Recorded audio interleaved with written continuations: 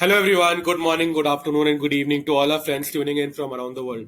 I'm your host Aakash and I welcome you back to yet another episode of the Boys Café. Today we have our long lost friend who's coming back to the Boys Café. He was on a vacation, he was in India and now he's back in US. So hi Aviral, how are you? How have you been doing? Hey, I've been doing great, and as you mentioned, I was on vacation, but never out of touch of FPL. But yeah, things are looking good. Finally, getting a few green arrows. Can't wait for the World Cup now. Green arrows for you. For us who were not traveling and who were aware about the deadline, there was absolute chaos during the deadline, and we have to address it. 20 minutes before the deadline, there was news that would be coming from Team News and Matrix, and this was regarding the Manchester City team. And the news came on time, and as soon as the news came out, the FPL servers crashed, and we couldn't make any changes, any transfers or any team changes, captaincy changes, vice captain changes in the teams after that. It was all showing like game is still updating, and because of that, I bought an Alvarez. I spammed the confirm button after doing the transfer, and luckily it went through. But then Alvarez couldn't change my team, so Alvarez was on my third bench and absolute -4 wasted. And I feel for everyone who faced similar issues. So because of that, yeah, not just because of that, because of my decision making as well. But another red arrow, 3 in a row now. So something to work on during the World Cup. And let's just deep dive into our teams and let's get started. Okay, sure, Akash. But before we dive deeper into our teams, let's just plug in our YouTube channel, and we would like to thank each and every one of us who has been watching our videos and also engaging with us on Twitter. We have seen a lot of our FPL community members are having the season of their lives and are well within the top 10K. And we are extremely thankful to each and every one of you. We read your comments regarding how helpful our suggestions have been to you and how engaged you are in FPL more than your previous seasons. And if you'd like to join us on this journey, do consider subscribing our YouTube channel and also following us on Twitter. And we would be super grateful to you and help you in any way that we can. And with that said, Akash, let's get started with the deep dive of our teams. And if you'd like to go first. So on the left side of the screen is my team, and on the right side you see Aviral's team. So with the keepers, both of us, we had Pope. We started Pope over Watt, and another clean sheet for Watt. The decision didn't go right again this week, but 3 points difference, not much. That save point gave something to take out from the keeper. So 3 points for Pope there. Cancelo, red card, didn't think that would happen. Last man, a very bad tackle, and that's why it was a red card. It was against Fulham. Most of us thought that Cancelo would start at 6 points. If he would have on any other situation, because Fulham did not create any other opportunity than the penalty that they got. So Cancelo and Ederson owners, a bad luck from their end. Moving forward, Trippier, 12 points, but almost all of us have Trippier, so no rank gained from that player there. Then we have Trent. I think both of us have Trent. 2-pointer, Liverpool conceding again. 7.2 million investment on defender, and I think 3 weeks in a row they haven't given any clean sheet. So something to think about. But yeah, another 2-pointer. Same for Perisic. The worst I felt for any player this game week was Perisic this week. 2 times he hit the post. One great assist that Kane missed the header. It was saved by the keeper. He could have easily got a haul this game week. He was playing as a second striker beside Kane. Any other week, any other time, he could have had at least a 15-pointer, 16-pointer. So that was my defense. Not much to take away apart from Trippier. Moving on to the mids, Gordon. He started from the bench. A bad decision from my end to bring him in last game week. I thought for a 2-week punt, but didn't pay off. decided to hold on to Zaha 12 pointer. So there is a pattern about Zaha. When all of us bring in Zaha, then he doesn't deliver, and when people start selling him, that's the time he delivers. And I noticed this last year. So I decided to keep hold of him until he delivers that haul, and he did this game week 12 pointer there. Uh, a very bad game from Bowen. He had two good opportunities. He could have had one goal, but apart from that, nothing being created from West Ham. So again, another transfer to be to think of, but he has Leicester next game week, so I don't know what to do there. The star of my team, Almiron, who has been saving me for the last 3 game weeks, another goal this week. He's on another level right now, and I think the Jesse Lingard kind of form last year. He's in that mood right now. Last 3 game weeks, he got 10 pointers. He could have he was on 2 bonus points until Newcastle scored the third and the fourth goal and then conceded one. So 8 pointers, I'm happy with that. Because of the server crash, couldn't change my captain. I was, in fact, if the servers didn't crash, I was planning on captaining Cancelo. So that way it helped me. Haaland captain it was, 10 pointer there. And then Darwin giving me 7 pointer. Another player who could have hauled, he was at the end of absolutely everything from Liverpool. Especially in the first half, everything was going through Darwin. He tried too many things, but the finishing wasn't there. But expecting good things from him next game week. And in the bench, like you can see, Ward was there, and then Alvarez, the player I got in, sitting third on my bench. Thank you, servers. 9 pointer there. So all in all, Red Arrow down from I think 690k to around 800k. But yeah, looking forward to next game week. Looking for some green arrow before the World Cup hits. Moving on to your team, Aviral. Over to you. Yeah, I think we have pretty much the same backline. But yeah, as you mentioned, Zaha has always been a mainstay in my teams throughout the various seasons, and I have also noticed that pattern. So just keep faith in him. Also with Forest coming up next, I think we will hold on to him one more week and then assess after the World Cup. But yeah, the main difference between our teams was the Egyptian king, Mo Salah, finally delivering 2 goals and overall a very strong performance. Got lucky with the Eric Dyer assist as well. But again, picking up dangerous positions and getting those vital finishing touches as well against a relatively strong Spurs defense. Besides that, Rashford and Martinelli did not do a lot in their games. Very disappointed with Rashford, especially with the game that he had before and going up against a Villa defense. I was expecting a lot more than 2 points, but that is FPL at the end of the day. He started from the right side, so that we know how bad he is from that right wing. Anthony was injured, Sancho was injured, so he had to play from the right wing.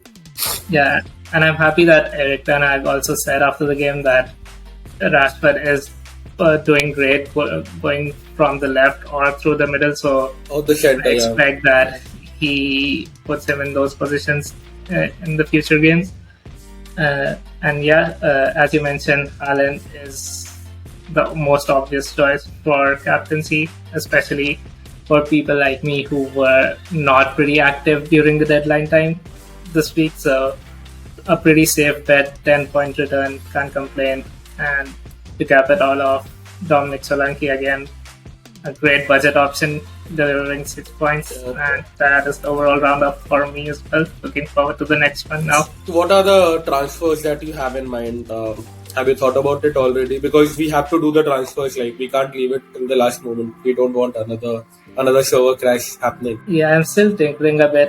As I mentioned earlier, I did roll my free transfer the previous week, so going in this week with 2 free transfers. So essentially would be looking to either replace Mitrovic for a stronger striking option who has a better fixture. And the second thing I am thinking of is getting maybe a replacement for Trent, but again, with the fixture, I'm not pretty convinced that I should take him out this week. So still not convinced on what I'm going to do. How about you? I'm also I'm not yet sure about what I'll do, but I'm thinking one of, if we get the news about Perisic starting, then I'll keep hold of him. If we get a news about him not starting, then I'll probably sell him. The mid, I don't think there is much to change because Zaha, Bowen both have great fixtures this game week. I don't think we are going to change that.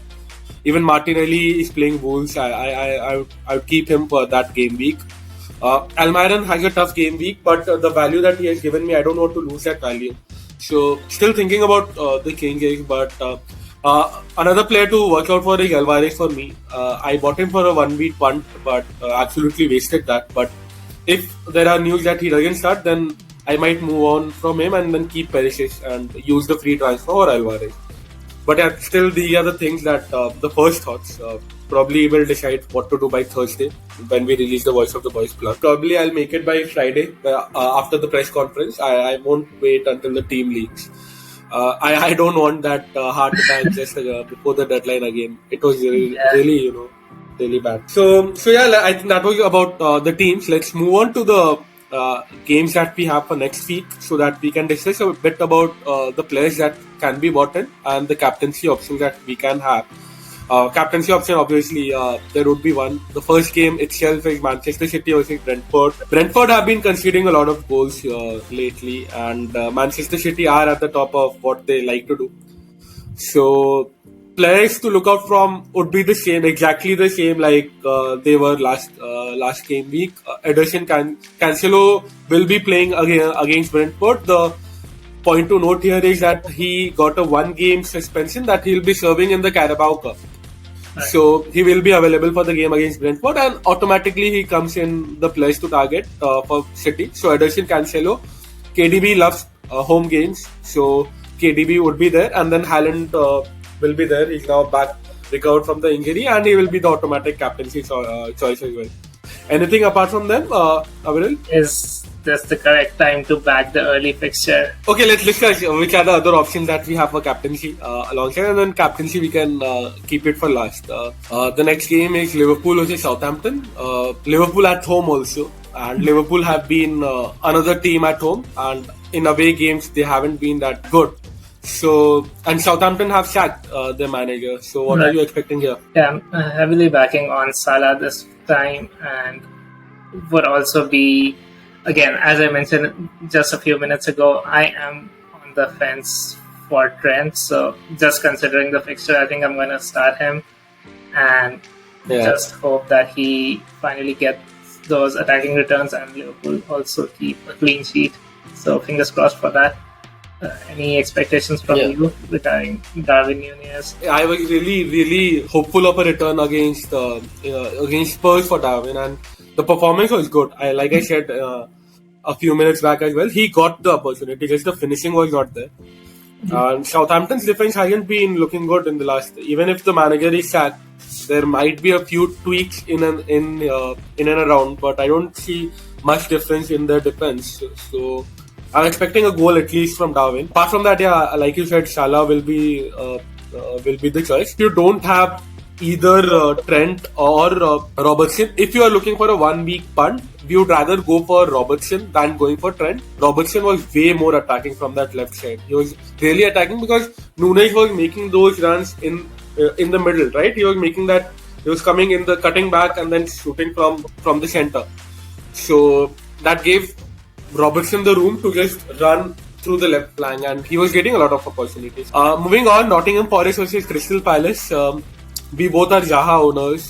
The thing to note here is Palace and especially Zaha also are not that great away from home. Might be a tricky fixture, but we are backing Zaha. We will absolutely start him. Next game is Spurs versus Leeds. What do you expect from Kane? Man, only if I could have him in my team.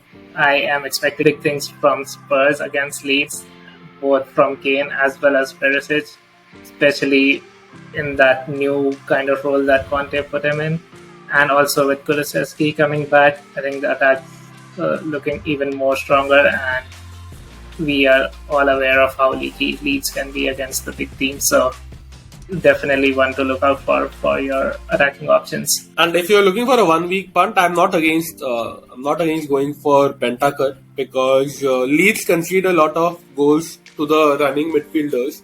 And Bentancur, he got a lot of opportunity against Liverpool as well. So if you're looking for a cheeky 1 week punt, I'm not against that. Kulusevski, like you said, he looked on another level after coming on, and so did Spurs. He just went on to another level. All the creativity was coming from him. So both can be a good 1 week punts. Perisic, if you're looking for a 1 week punt for Perisic, don't go there, because there is a lot of headache that we have to go through as owners regarding whether he starts or not. So if you don't have him, don't go for him. There are better 1 week punts than him. Next game is West Ham versus Leicester. Again, very tricky fixture, this one, with both teams kind of looking out of touch. Leicester did manage to get a good win against Everton, but as I mentioned, their chances were typically not that you expect be converted into goals each week. But again, Maddison is looking in great form, getting both the assists last game week. I guess the only player that I would keep an eye out on in this fixture would be Maddison. He has something to prove, right? England squad is going to be announced very soon. So he would be looking to prove his point and make the team. So Absolutely. If you have Maddison, absolutely hold him. He would be doing everything to get on that score sheet or make the difference in that game. Next game is Newcastle versus Chelsea. I'm expecting Newcastle to win. Chelsea have been very bad in the games recently. I'm expecting nothing from them. Also because Newcastle are at home. What are your expectations? Same. I expect Newcastle to win, and especially I think Chelsea hasn't looked pretty settled even until now, until Potter, with all the changes in the starting 11 as well as the formation. So I think it's still going to take some time, maybe after the World Cup, where they do have their strongest 11 and the formation locked in. But with the touch that Newcastle are in currently, I am backing them to win this game. So again, the players that we talked about earlier, Trippier, Almiron, a slight... Will you start Pope over what? Again, it could be that I may have to transfer out Pope just to enable a stronger striking option, but if I do get the chance, I may consider starting Nick Pope as well. Moving on to Wolves versus Arsenal. Yeah, I think Arsenal are in great shape and should be an easy win for them, especially with how good their attacking play has been. We saw that against Chelsea as well. A lot of great chances being created, although the one that they scored was from a set piece. They were all over Chelsea, absolutely owned them. Martinelli was not looking that good, but Saka looked good. He was really attacking from that right flank. If you have the defensive assets, Saliba, Gabriel, just keep hold on to them for one more week. Wolves haven't been good in their attack. And the last game, of course, is Fulham versus Manchester United. Bruno will be back. A 1 week punt on Bruno. Again, depends on the structure of my team. I don't think I can get him in, but if you can, I think that is a really solid option because of how creative he has been this season, playing in that new free kind of role in the midfield with Eriksen and Casemiro especially helping him out. So, yeah, I think Bruno as well as Rashford should be great attacking options. And if you also own Luke Shaw, hold on to him. Unfortunately, Dalo will be suspended for this game. Will be missing out. Player that you are looking to transfer out, Mitrovic, and then there is another player that is just coming back from the injury, Anthony Martial. So, a 1 week punt there? I've been a huge fan of Martial, so maybe you could see him in my team. He looked good when for the time that he came on against Villa. So let's see how the midweek Carabao games go for United and how we start. Yeah. If Martial is rested or he's given like just 45, 50, 60 minutes, then I'm backing him. I'm backing him to get on the score sheet against Fulham. Fulham are like in the bottom 3 for expected goal conceded this season. Now that we have gone through all the teams, captaincy shouts apart from Haaland, I would strongly consider Mo Salah as well against a Southampton team who has just sacked their manager. So should be a fixture where he can get a lot of attacking returns. And Besides that, I think even Harry Kane deserves a shout against Kane. Leeds. Yeah. Those are the two options. If you're looking to be adventurous in this last game week and not go with Haaland, then the two other options that you want to go with is Mo Salah and Harry Kane. But something to look out for would be that because this is the last game week before World Cup, the players would be a little cautious playing in this game week. They wouldn't want to get injured. Yep. I think there might be a few low scores as well because people would be a little cautious from their end. They wouldn't want to get injured. And yeah, that is it. I think we have covered almost everything for the first reactions. So please like, comment and subscribe to our channel if you find this video helpful. We are very close to 1100 subscribers, and liking the video will help us in the YouTube algorithm as well. Keep supporting us like you have been. Looking forward to the last game week before the World Cup. Thank you and goodbye.